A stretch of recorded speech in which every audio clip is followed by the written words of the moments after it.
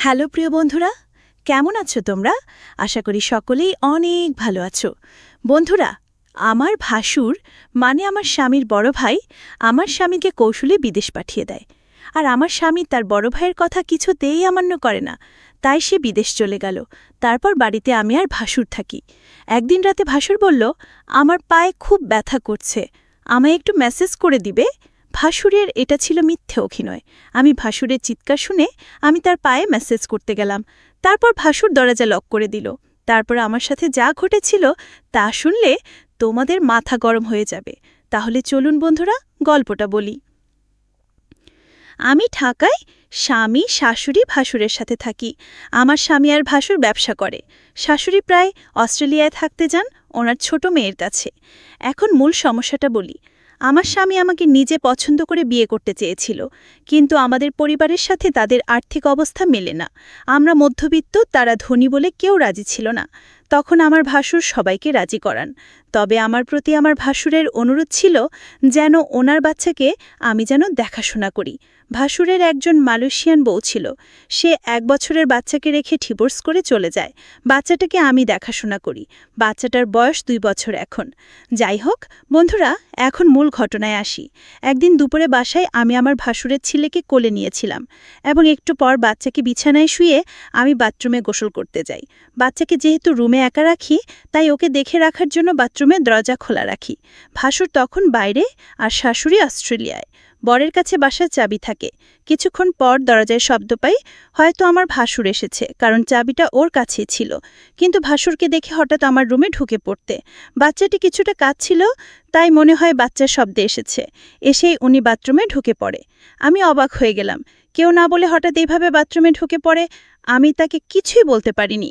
ভাসুর তখন বলছিল, সরি, আমি জানি না তুমি বাথরুমে ছিলে। এই দিনের ঘটনার পর থেকে ভাসুরের চোখে আমি একটা অন্যরকম দৃষ্টি দেখি। দৃষ্টিটা জানি কেমন, আমার মোটেও ভালো লাগে না। মনে হয় উনি আমার দিকে তাকিয়ে অনেক কিছু ভাবছেন। আমাকে উনি নাম ধরে ডাকতেন, কিন্তু এখন ডাকার ধরনটাও কেমন যেন হয়ে গেছে। এই ঘটনার পর থেকে প্রায় প্রতিদিনই দুপুরে উনি বাসায় চলে আসেন, অথচ আগে প্রয়োজন ছাড়া কখনো আসতেন না। এই সময় আমার বর থাকে প্রতিষ্ঠানের অফিসে। অফিসে কাজ না থাকলেও বরকে কোনো একটা কাজে লাগিয়ে উনি বাসায় থাকেন। শুধু বাসায় থাকলে সমস্যা ছিল না, কিন্তু বাচ্চার কাছে থাকার অজুহাতে উনি আমার ঘরেই পড়ে থাকেন আর অদ্ভুতভাবে তাকান। বাচ্চার জন্য আমিও বেশি দূরে সরতে পারি না। বাচ্চাটা কিছুক্ষণ পরপর আমাকে ডাকে। এই অবস্থা প্রায় 2-2.5 মাস ধরে চলছে। হঠাৎ আমার ভাসুর বলল, আমার স্বামীকে বিদেশ পাঠাবে, ভালো একটা ভিসা আছে তাই। বেতনও অনেক ভালো। আর তাই আমার স্বামীও না করেনি। উনি মনে হয় আমার কাছে কিছু একটা চাচ্ছেন। না হলে আমার স্বামীকে বিদেশ পাঠালো কেন? তবে তার চাওয়াটা যে কি, সেটা আমি বুঝতে পারছি না। আমার ভাবি, আমার ধারণা হয়তো ভুল, কারণ উনি খুবই ভালো একজন মানুষ, খুব খেয়াল রাখেন আমাদের, তাই দ্বিধাটা রয়েই যাচ্ছে। আমি কি করলে ওনার সাথে সম্পর্কটা আবার আগের মতো হবে? তাছাড়া আমি ওনার মনে কি আছে সেটা কিভাবে বুঝতে পারবো? আমার বরকে কি ঘটনা জানাবো, না কি অপেক্ষা করব আরও? আমি ভাবলাম, না, বরকে এখন কিছু জানানোর দরকার নেই।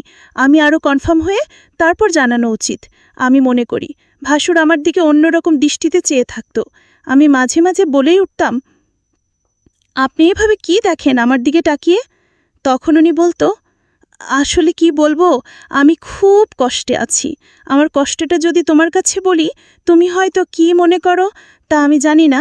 তবে তুমি আমার বাচ্চাটাকে নিজের মনে করে লালন পালন করছো, এতে আমি অনেক খুশি। সত্যিকার অর্থে তুমি একজন ভালো ঘরের মেয়ে, কারণ এখনকার যুগের মেয়েরা তার নিজের সন্তানের প্রতি এতটা কেয়ার করে না যতটা তুমি আমার বাচ্চাটাকে করছো। আমি তোমার এই ঋণ কোনো দিন শোধ করতে পারবো না। আমার বাচ্চাটা মায়ের অভাবটা তুমি পূরণ করছো, এর চেয়ে বেশি কি হতে পারে? আসলে বিদেশি মেয়েরা তার সন্তানের প্রতি ভালোবাসা কম থাকে, তবে সবাই সমান না। বাঙালি নারীরা তার সন্তানের দিকে তাকিয়ে সারাটা জীবন কাটিয়ে দিতে পারে। বাঙালি নারীর কোনো তুলনা হয় না। তবে আমার ছোট ভাইয়ের বউ করে তোমাকে আনতে পেরে আমি নিজেকে ধন্য মনে করছি। আমার ভাসুর আমার এসব প্রশংসা করছিল। আমি তার প্রশংসা শুনে অনেকটা থমকে গেলাম। বাবারে, এত প্রশংসা! যাই হোক, ভাসুরকে একদিন দেখলাম খাওয়া দাওয়া ছেড়ে মনমরা হয়ে ঘরে শুয়ে আছে। এই বাড়িতে ভাসুরকে আমি দেখাশোনা ছাড়া আর কেউ নাই। দেখলাম ভাসুর আজ সারাদিন কিছু খায়নি। আমি ভাসুরকে বললাম, আপনার কি শরীর খারাপ? ভাসুর বলল, রেমা, আমার মাথায় প্রচণ্ড ব্যথা করছে সকাল থেকে, কি করব বুঝতেছি না। আমি ভাসুরকে বললাম, আমি কি মাথায় একটু ম্যাসেজ করে দিব? ম্যাসেজ করে দিলে হয়তো ব্যথাটা কিছুটা কমে যাবে। ভাসুরের ম্যাসেজের কথা শুনে অনেকটা খুশি হলো। সে চেয়েছিল তার মাথায় ম্যাসেজ করে দেই। আমি ভাসুরের মাথায় ম্যাসেজ করছিলাম, এমন সময় সে বলল, দেখো, তুমি ম্যাসেজ শুরু করতেই আমার ব্যথাটা অনেকটা কমে গেছে। তোমার হাতে কি জাদু আছে নাকি? আমি তার কথা শুনে কিছুটা অবাক হলাম। আমি বললাম, ম্যাসেজ করে দিলে এমনই ব্যথা কমে যায়? এখানে হাতের জাদু বলতে কিছু নেই। ম্যাসেজ করলে ব্যথা কমে যাবে, এটাই স্বাভাবিক। ঠিক আছে, তোমাকে অনেক ধন্যবাদ মেসেজ করে দেওয়ার জন্য। আমার মাথা ব্যথা কমে গেছে।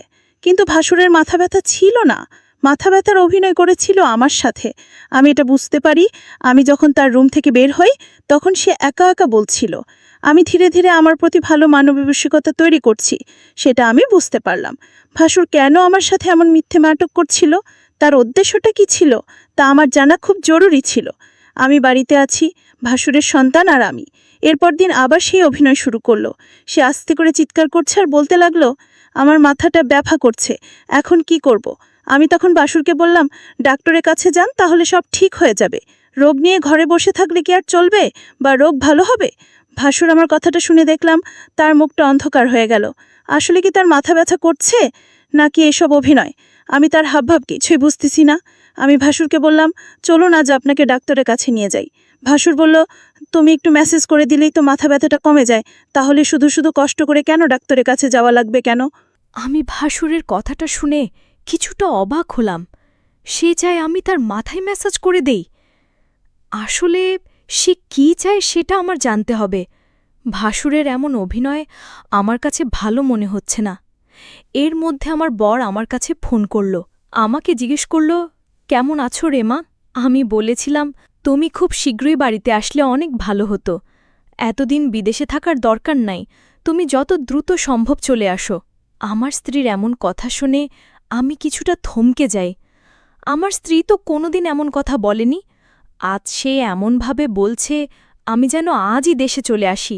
আমি রেমাকে জিজ্ঞেস করলাম, তোমার কোনো অসুবিধে হচ্ছে সালমা? সালমা বলল, না, তেমন কোনো সমস্যা হচ্ছে না। বড় ভাইজান তোমার খোঁজখবর রাখে তো? আমি বললাম, ভালোই খোঁজখবর রাখে। ঠিক আছে, এখন রাখি, পরে কথা হবে। ভাসুর আড়ালে থেকে আমার সমস্ত কথাগুলো শুনছিল। কথা শেষ হতেই ভাসুর চলে গেল তার রুমে।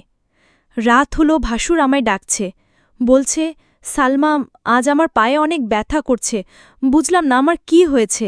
দিন দিন রোগ বেড়ে চলেছে। তুমি কিছু মনে না করলে আমার পায়ে একটু ম্যাসেজ করে দাও।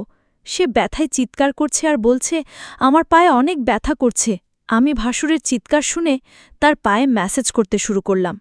ভাসুর তখন ঘুমিয়ে পড়ল। ভাসুর ঘুমিয়ে রইল আর আমি তার পায়ে মালিশ করে দিচ্ছিলাম। কিন্তু ওইদিকে বাচ্চাটা কাঁদছিল। আমি ভাসুরকে বললাম, আপনি ঘুমিয়ে পড়েছেন, বাচ্চাটা কাঁদছে, আমি চলে যাই। তখন ভাসুর বলল, ঠিক আছে, বাচ্চাটাকে ঘুম পাড়িয়ে আবার এসো। ভাসুর আমার সাথে এমন করছে, মনে হচ্ছে আমি এ বাড়ির চাকরানী, সারাক্ষণ তার সেবাযত্ন আমার করতে হয়। আমি তো এই পরিবারের সমস্ত কাজ করতে করতে আমি অনেক ক্লান্ত, কিন্তু আমার কষ্ট কি আর কে বুঝে? পরের দিন আমি বলেছিলাম ভাসুরকে, আপনার মাথায় ব্যথা, পায়ে ব্যথা, আজ শুনেন আপনার চিকিৎসা করাবো। আজ আমি আপনাকে ডাক্তারের কাছে নিয়ে যাব। আপনি না যেতে চাইলে আপনাকে জোর করে নিয়ে যাব। ভাসুর মনে হচ্ছে গলা শুকিয়ে গেল, কারণ ডাক্তারের কাছে গেলে হয়তো সত্যতা পাশ হয়ে যাবে, তার কোনো রোগ ধরা পড়বে না, তখন হয়তো আমার চোখে সে দোষী হয়ে যাবে। এইটা ভেবেই ভাসুর ডাক্তারের কাছে যেতে চাইত না। আমি সেটা ভালো করেই বুঝতে পারতাম, আর তাই ভাসুরকে আজ আমি বললাম, আপনি যদি আজ ডাক্তারের কাছে না যান তাহলে আপনি এই বাড়িতে একা একা থাকতে হবে। আমি চলে যাব এই বাড়ি থেকে। আমার স্বামী ফিরে আসলে আবার এ বাড়িতে ফিরব, তার আগে না। ভাসুর আমার কথা শুনে থমকে গেল। তাহলে সালমা আমার মনের কথা কি বুঝে গেল নাকি? আমি বললাম, ঠিক আছে সালমা, চলো আজ আমি ডাক্তারের কাছে যাব। তুমি যখন চাইছো আমি কি আর না করতে পারি? যাই হোক, ডাক্তারের কাছে গেলাম। ডাক্তার তার সমস্ত শরীর পরীক্ষা করল। পরীক্ষার রিপোর্টের জন্য অপেক্ষা করতে লাগলাম। ভাসুর আজ অবশ্যই আমার কাছে ধরা পড়বে। ভাসুরের মুখখান দেখলাম শুকিয়ে গেছে। প্রায় 4 ঘন্টা পর রিপোর্ট আসলো। ডাক্তার রিপোর্ট দেখে বলল, আপনার কোনো সমস্যা নাই, আপনি তো ভালো আছেন, আপনার সমস্ত রিপোর্ট ভালো। ডাক্তারের কথা শুনে ভাসুর অনেকটা লজ্জিত হল। আমি ভাসুরকে নিয়ে বাড়িতে ফিরলাম। আমি ভাসুরকে জিজ্ঞেস করলাম, আপনার কোনো রোগ নেই, আপনি রোগের ভান করে কেন আমাকে কষ্ট দিলেন? আপনার উদ্দেশ্যটা কি বলবেন? ভাসুর বলল, আরে অনেক সময় রিপোর্টে সমস্যা ধরা পড়ে না, কিন্তু সালামা বিশ্বাস করো আমার সত্যি পায়ে এবং মাথা ব্যথা করছিল। পরের দিন রাতে ভাসুর আবার চিৎকার শুরু করল। বলতে লাগল, ব্যথায় মরে গেলাম রে বাবা, আমার খুব পায়ে ব্যথা করছে, শুনছো সালমা, তুমি আমার পায়ে একটু ম্যাসেজ করে দাও। আমি তার চিৎকার শুনে কি আর করব, ম্যাসেজ করতে গেলাম, তার পায়ে ম্যাসেজ করে দিলাম। ভাসুর তখন ঘুমের ভান করে শুয়েছিল। সালমা তার পায়ে ম্যাসেজ করে দিচ্ছিল। ভাসুর বলল, ঠিক আছে, আমার ব্যথা একদম নিরাময় হয়ে গেছে, এখন তুমি যাও, ঘরে গিয়ে ঘুমিয়ে পড়ো। কিন্তু সালমা দেখি আমার কথা কিছুই শুনেছে না। সে আমায় পায়ে ধরেই ঘুমিয়ে গেছে। মনে হচ্ছে সে অনেক ক্লান্ত হয়ে গেছে। আমি বিছানা থেকে উঠে বললাম, তুমি এখানে কিভাবে এলে, আর আমার রুমে কেন? এখানে তুমি কি করছো? ভাসুরের এসব কথা শুনে আমার মনে হলো, বাহ, আপনি তো ভালোই বলছেন। ভাসুর বলল, যাও তোমার রুমে গিয়ে ঘুমাও। ভাসুরের আজকে বিষয়টা আমি কিছুই বুঝতে পারছিলাম না। রাত শেষে সকাল যখন এলো, একজন লোক ডাকতে লাগল, সালমা ম্যাডাম বাড়িতে আছেন? আমি বললাম, আমি সালমা, বলুন কি বলবেন। লোকটি আমার হাতে একটি কাগজ দিয়ে বলল, এটা আপনার স্বামী বাহির থেকে পাঠিয়েছে। আমি খামটা খুলে যা দেখলাম তা দেখে আমার মনে হচ্ছিল আকাশের পুঞ্জি আমার মাথায় ভেঙে পড়ল। এটা ছিল ডিভোর্স লেটার। আমার স্বামী আমাকে বিদেশ থেকে ডিভোর্স দিয়ে দিয়েছে। আমার তো কোনো অপরাধ ছিল না, তাহলে কেন সে আমাকে ডিভোর্স দিল? আমি তো কিছুই বুঝতেছি না। আমি অনেকটা ভেঙে পড়তে লাগলাম। আমার মাথায় কোনো কাজ করছিল না। আমি এটা মেনে নিতে পারছি না। কোনো কারণ ছাড়াই আমাকে ডিভোর্স দিল আমার স্বামী। এটা আমি কিভাবে মেনে নিব? কিন্তু হঠাৎ আমার ইমোতে আমার স্বামী একটা ভিডিও সেন্ড করে পাঠালো। ভিডিওটা দেখে আমার মাথা ঘুরে গেল। ভিডিওটা তো আমি যখন ভাসুরের পায়ে ব্যথা ছিল তখন মেসেজ করছিলাম সেই ভিডিও। আমি ভিডিওটা দেখে চমকে গেলাম। আমি ভাসুরের উপকার করলাম, আর ভাসুর কিনা আমার স্বামীকে ভুল ধারণা দিল। কেন সে এটা করল? আমি ভাসুরের রুমে গিয়ে ভাসুরকে বললাম, আপনি কি মানুষ না অন্য কিছু? আপনি কিসের জন্য আমার সংসারটা ভেঙে দিলেন একটা মিথ্যা নাটক করে? আমার মন তো সহজ সরল ছিল, আমি কিছুটা বুঝতে পারছিলাম, কিন্তু আমি তা আপনাকে বলিনি, কারণ আমি আপনাকে সম্মান করি। আর তাই আপনি এই সম্মানের এই প্রতিদান দিলেন? ভাসুর তখন দরজা লক করে দিল। আমি বললাম, দরজা লক করলেন কেন? সে বলল, একটু পরেই সবকিছু বুঝতে পারবে। ভাসুর তখন আমার পায়ে এসে পড়ল আর বলল, তুমি আমায় ক্ষমা করে দাও। আমি যা করেছি আমার সন্তানের জন্য করেছি। আমি চেয়েছি তুমি আমার সন্তানের মা হয়ে জন্ম দাও। আমার সন্তানকে তুমি যেভাবে লালন পালন করছো এতে আমি অনেক খুশি। আমি চাই তুমি আমার হয়ে সারা জীবন থাকো। আর তাই তো আমি এটা করেছি। নিজের সন্তানের জন্যে সকল বাবা মা সব কিছু করতে পারে। আমাকে তুমি ক্ষমা করে দিও। তারপর আমার কিছু করার ছিল না। আমি ভাসুরের সন্তানের দিকে তাকিয়ে তার কথা মেনে নিলাম। কিন্তু ওইদিকে আমার স্বামী একটা বিদেশি মেয়েকে বিয়ে করে বাড়িতে নিয়ে আসলো। তো বন্ধুরা, আজকের গল্পটি কেমন লাগলো তা অবশ্যই কমেন্ট করে জানাবেন। আর যারা গল্পটি শুনে এখনও চ্যানেলটি সাবস্ক্রাইব করেননি তারা প্লিজ তাড়াতাড়ি চ্যানেলটিকে সাবস্ক্রাইব করে ভিডিওটিতে লাইক করুন। ধন্যবাদ।